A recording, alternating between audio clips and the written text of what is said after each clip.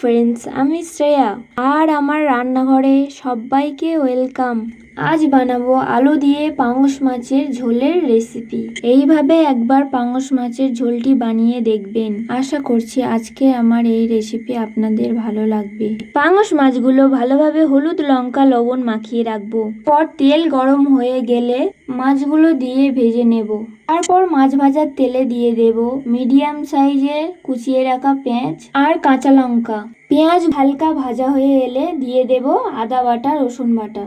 তারপর দিয়ে দেব হাফ চামচ করে হলুদ গুঁড়ো লঙ্কার গুঁড়ো। তারপর অল্প পরিমাণ জল দিয়ে মশলাটাকে কষাতে থাকবো। এরপর লম্বা করে কেটে রাখা আলুগুলো দিয়ে দেব। তারপর আলুগুলোকে দিয়ে ভালোভাবে কষাতে থাকবো। তারপর আলুগুলো কষানো হয়ে গেলে তারপর দিয়ে দেব জল দিয়ে তরকারিটাকে ভালোভাবে নেড়ে নেব। তরকারির জলটা কমে এলে মশলা থেকে তেল ছাড়লে তারপর দিয়ে দেব জল দিয়ে গ্রেভিটাকে একবার ভালোভাবে নেড়ে নেব। তারপর ঢাকা দিয়ে দেব। ঢাকা দেওয়ার পর ঝোলটাকে ভালোভাবে ফুটিয়ে নেব। এবার আমার পাঙস মাছের ঝোলটি পরিবেশনের জন্য একেবারেই রেডি।